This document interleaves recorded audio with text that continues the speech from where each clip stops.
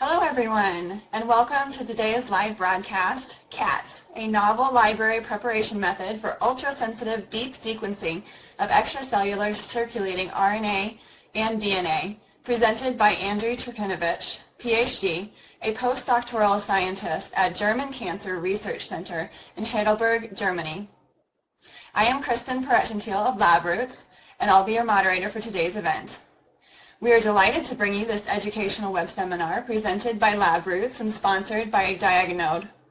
For more information about our sponsor, please visit www.diagnode.com. Before we begin, I would like to remind everyone that this event is interactive. We encourage you to participate by submitting as many questions as you want at any time you want during the presentation. Just click on the green Q&A button located in the lower left of the presentation window and type your question into the box that appears on the screen. We'll answer as many questions as we have time for at the end of the presentation. Also, please notice that you will be viewing the presentation in the slide window. To enlarge the window, just click on the screen icon located in the lower right. If you have trouble seeing or hearing the presentation, please click on the support button at the top right of the presentation window, or use the Q&A button to let us know that you're having a problem. This presentation is educational and thus offers continuing education credits.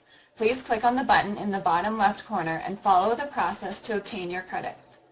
Please join me in welcoming Dr. Andrey Turchinovich.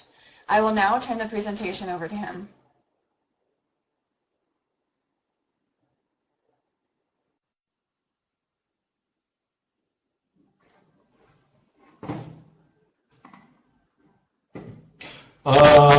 Hello everybody, thanks for the nice introduction. Dear colleagues, I'm delighted to present to you a novel DNA library preparation method for ultrasensitive deep sequencing of circulating RNA and DNA, which we have recently developed at the German Cancer Research Center. And I would like to start by first explaining the reasons why we decided to invest time and resources into this new approach. So in 2008, 4 independent research groups have discovered the presence of cell-free microRNA in human blood plasma and serum. Those microRNAs were also named extracellular circulating microRNAs, appeared to be surprisingly stable and survived not only high concentration of RNases, but also extreme variations in pH, high temperatures, multiple freezing and defreezing cycles, and extended storage. A year later, the existence of circulating microRNAs have been confirmed in all human biological fluids, and those numbers indicated at each abstract represent the number of times each article was cited over the last 9 years, according to the Google Scholar. This is just to give you an impression how big was the interest to this field in the last 9 years. And the main reason for that remarkable interest are multiple observations indicating that the changes in microRNA profiles in biological fluids correlated with a pathological status of the body. And therefore, cell-free microRNAs prove themselves to be very informative biomarkers for a wide range of diseases, including almost all types of cancers. And today there are several hundreds of papers demonstrating the diagnostic capacity of cell-free microRNAs. Our group was also heavily involved in this topic, and our contribution to this field was 2 reports which indicated that microRNA profiles in the blood plasma can be used for early diagnosis of breast cancer, and also on early stages, and also to predict the course of the disease on the late stages. Indeed, unlike protein biomarkers, which are now widely used in the clinical practice, nucleic acids can be detected by qPCR-based techniques, which imply multi-million amplification of the signal, and therefore the presence of a series 1 microRNA molecules in a given sample can be sufficient.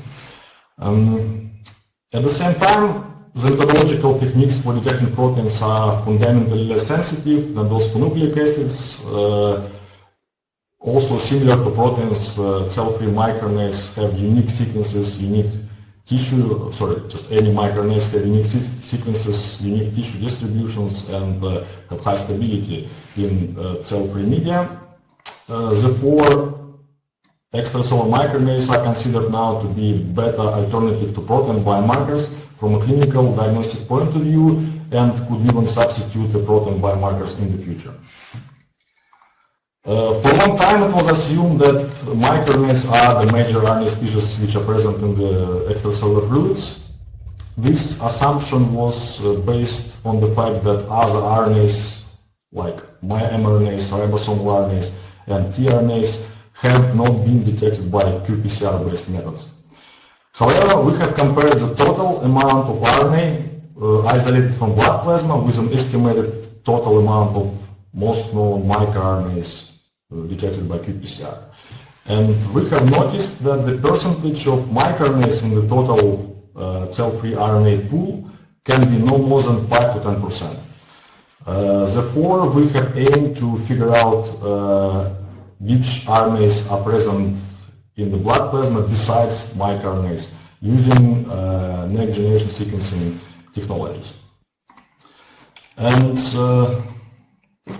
current next generation sequencing platforms, including the most widely used nowadays Illumina, MiSeq, and HiSeq, cannot use RNA DNA inputs directly, but require a preamplification of preparation of an amplified DNA libraries, where I'll just try to find a marker, where the region of interest is located between the adapters, platform-specific adapters of a given sequence. So the adapters are required not only to attach the libraries into the float cell, but also they are required for binding the sequencing primer.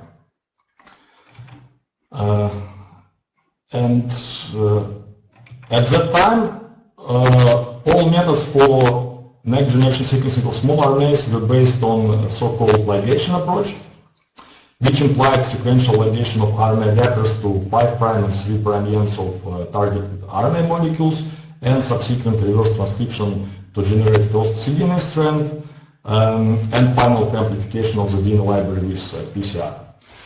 Ligation of adapters is quite low efficiency process, and therefore it requires quite high inputs of RNAs from 100 nanograms to micrograms, and it's furthermore associated with significant biases. Specifically, ligation efficiency is very sensitive to secondary structures of RNAs, and for example, the presence of palindromes at the termini of RNA templates would block the binding of adapters by ligation. In addition, the resultant DNA libraries are frequently contaminated by cross and self-ligation adapter byproducts, and therefore require additional purification steps both before and after preamplification. Using the ligation approach, we have failed to generate any DNA library from a nanogram input of extracellular RNA isolated from blood plasma, and therefore we developed a ligation independent method for library preparation. And we have named it capture and amplification by tailing and switching, abbreviation CATS. So this approach allows generating DNA libraries from nanograms to picograms inputs of either DNA or RNA in a time frame of a few hours. Small DNA or RNA, for example, microRNA, pvRNA, or degraded bicyclic converted DNA, can be used as inputs directly, while long RNA and DNA molecules have to be first fragmented by a corresponding approach. For example, sonication for DNA and magnesium fragmentation for RNA. The principle of the CATS method is following. So first, short single-stranded DNA or RNA fragments are polyadenylated or polydeoxyadenylated with either poly-A polymerase or thermal transferase.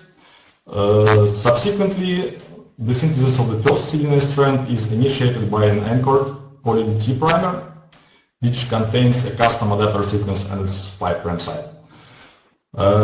When the reverse transcriptase reaches the 5' end of RNA or DNA template, it is able to change the template in the presence of so-called template switching oligonucleotides. Here is TSO.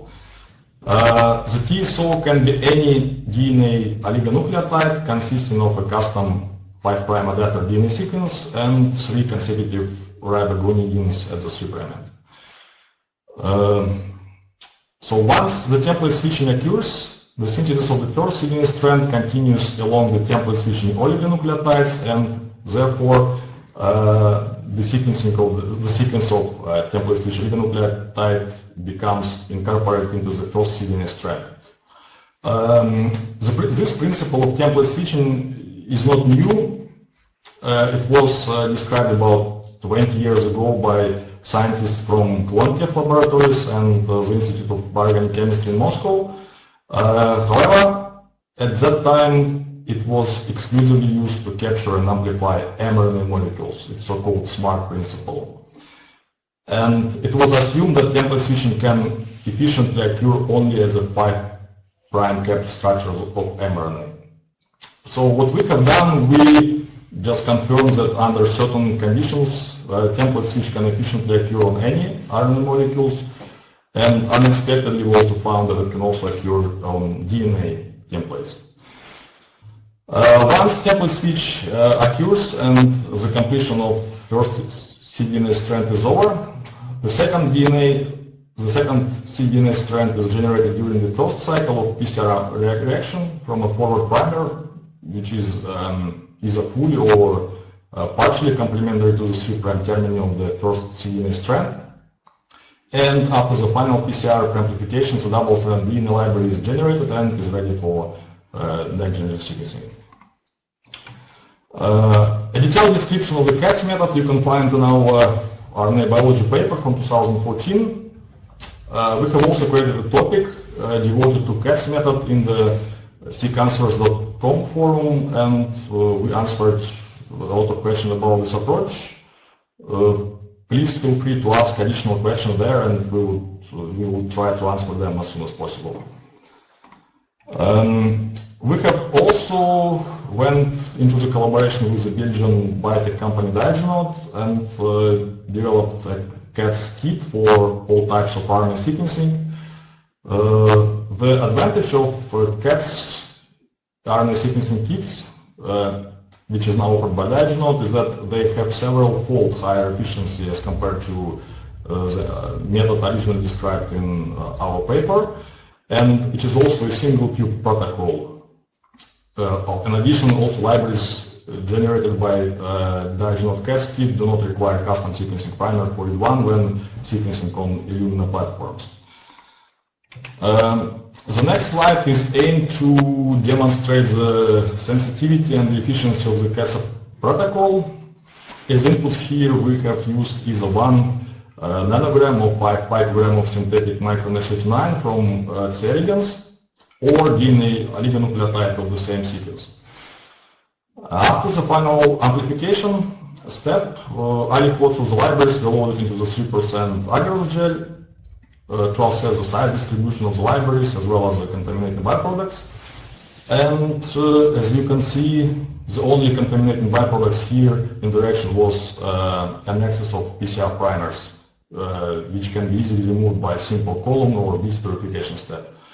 And after purifying from the excess of primers, we have used Sanger sequencing to confirm the purity of the cDNA insert. Next, we have also compared the performance of CATS small RNA sequencing kit with NEBNext small RNA sequencing kit. So NEBNext small RNA sequencing kit probably one of the most widely used kits for small RNA sequencing nowadays. And as inputs here, we have used 100 nanograms or 10 nanograms of total RNA, or 10 nanograms and 1 nanogram of small RNA fractions isolated from total RNA. In addition, we have used 1 nanogram of synthetic microRNA-39 from C. elegans. And after the final amplification step, so aliquots of the final libraries were loaded into the 3% agarose gel, and the total yield of libraries was compared between two kits. As you can see, and the number of PCR cycles used for preamplification of the libraries are also indicated below each sample, together with the final yield. As you can see, the NEBNext protocol required at least 7 more PCR cycles for a similar amount of DNA libraries to appear on the gel as compared to CAT's kit. In particular, when 1 nanogram of synthetic microRNA-39 was used as inputs, high amounts of CAT libraries appeared already after 12 cycles, while there was no visible product in the samples prepared by NEBNext kit. And on the next slide, there is a theoretical estimation of efficiency differences between CATs and NEBNext kits based on the observed 7 PCR cycle difference. So if we assume primary efficiency to be equal to 7 PCR cycle difference would indicate more than 100-fold higher efficiency for CAT's kit as compared to NEBNext. Or, to say differently, if we assume that CATs captures 100% of RNA molecules in the sample, then it would indicate that only less than 1% of RNAs was captured by NEBNext kit. We can further compare the number of different non-coding RNA species detected by CATs and NEBNext small RNA sequencing kits, and after obtaining about 20 million reads for each library on the HiSeq platform and subsequent mapping towards the non-coding RNA reference transcriptomes, here we have used reference transcriptomes from either ensemble or non-code databases. It was evident that CATs detected at least several times more non-coding RNAs. Of course, the whole spectrum of non-coding RNA species detected by CATs and not the ligation-based kit, as well as the biological role, will be further studied in more details. But now, so finally, having this approach at hand, we have applied it to characterize the full spectrum of extracellular RNAs in human blood plasma. And the next slide is showing the size distribution of reads obtained after MiSeq sequencing of total RNA isolated from human blood plasma.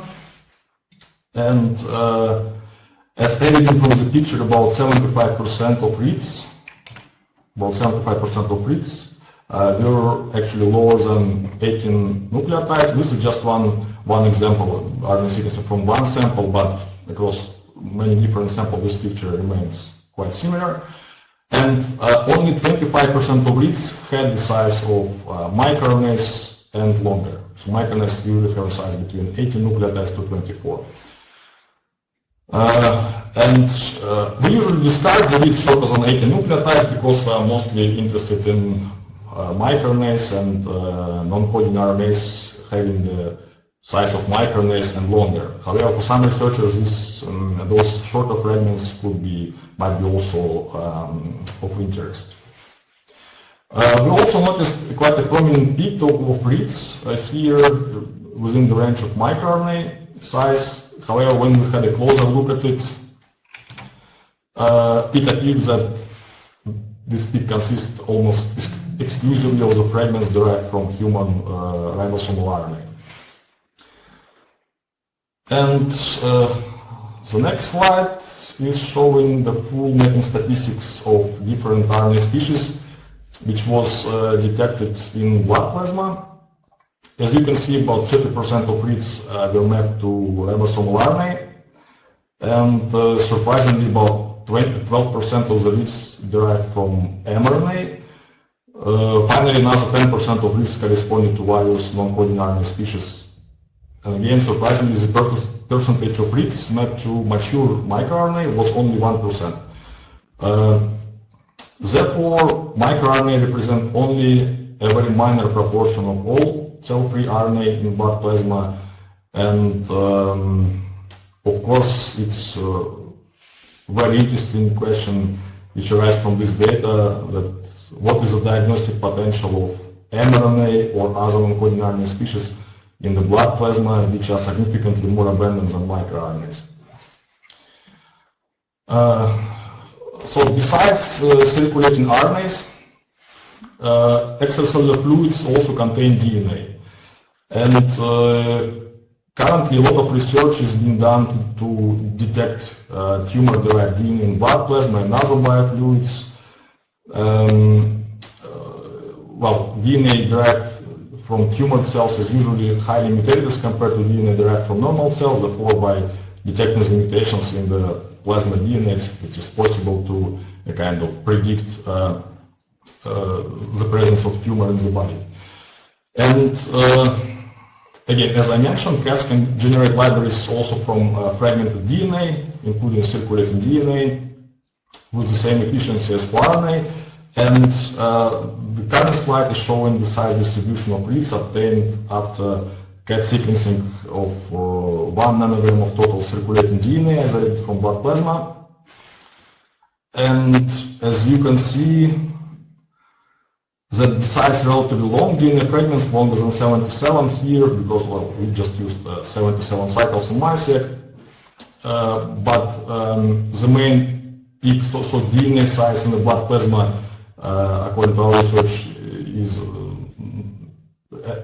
not more than 150 bases nucleotides and shorter. And the important message from here is that those samples contain significant percentage, up to 60% of molecules which are shorter than 60 bases. Those fragments, therefore, would be completely invisible for PCR and qPCR-based techniques to detect mutations.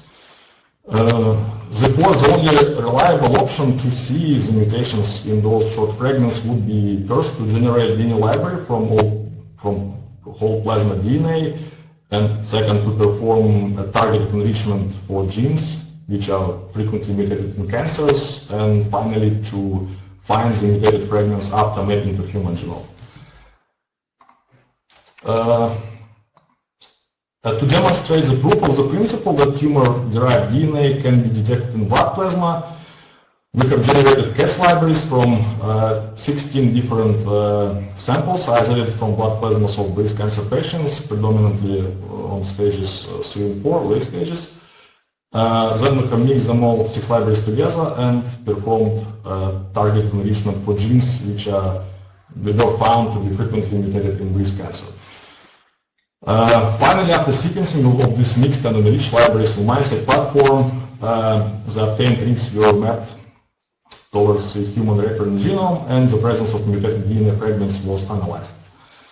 As a result, we have found mutated DNA fragments which derive from a number of such genes, and here the mapping for just one exon of PIK3CA gene is shown as an example. As you can see, besides fully mapped reads, some fragments contain nucleotide mismatches that indicate that those reads might derive from tumor DNA.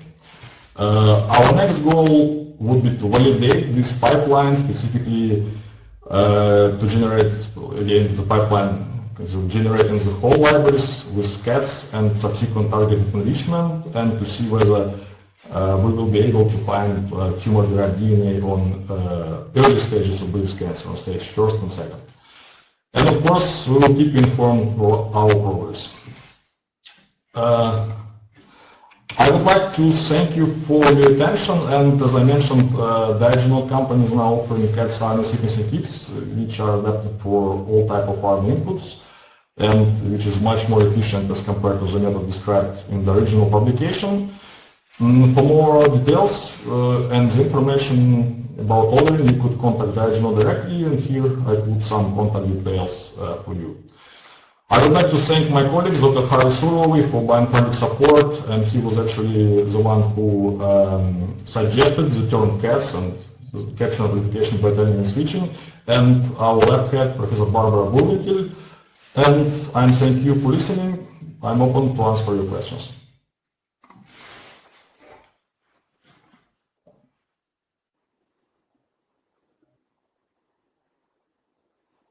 Thank you, Dr. Turchinovich, for that informative presentation.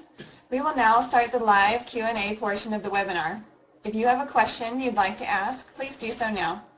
Just click on the green Q&A button at the lower left of the presentation window. Type your question into the box that appears on your screen and click on the send button. We'll answer as many questions as we have time for. Let's get started. Our first question is CATS the only method so far which can use the picogram inputs of nucleic acids?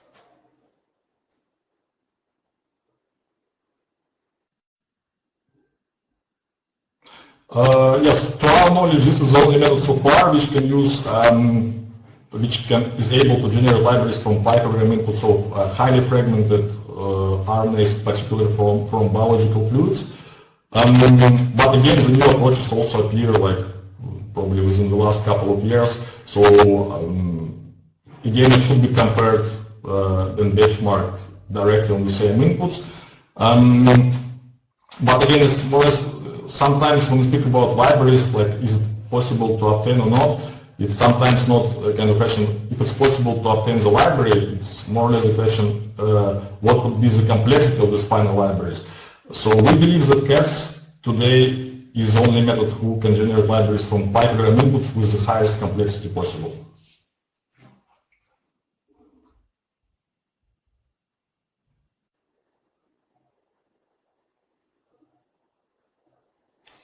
Okay, for our next question, can CATS be used for NGS from liquid biopsies?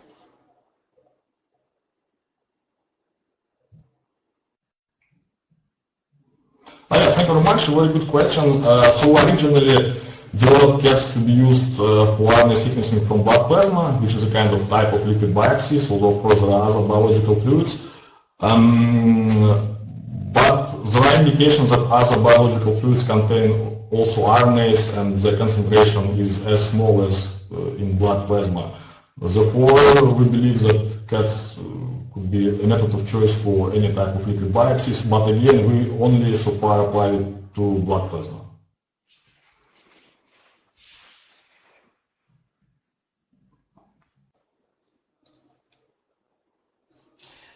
All right, for our last question for now, it says, can CATS be used for single-cell RNA sequencing?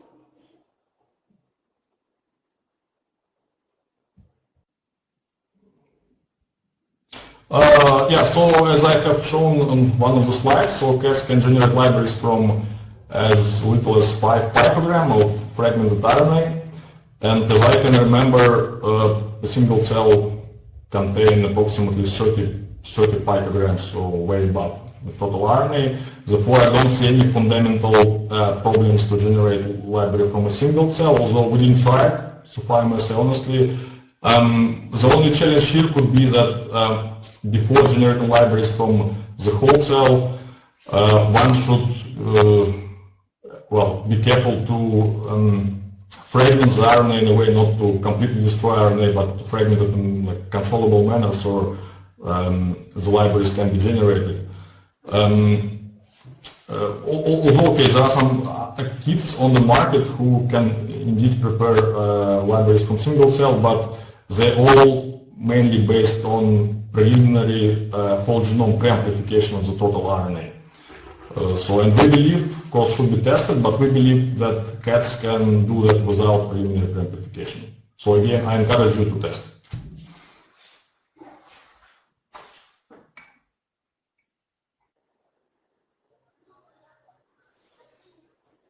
I would like to once again thank Dr. Turchinovich for his presentation. I would also like to thank Diagenode and Labroots for making today's educational webcast possible. Before we go, I want to let everyone know that today's webcast will be available for on-demand viewing through August of 2017. You will receive an email from Labroots telling you when this webcast will be available for replay. Please share that announcement with your colleagues who may have missed today's live event. That's all for now. Thank you for joining us, and we hope to see you again soon. Goodbye.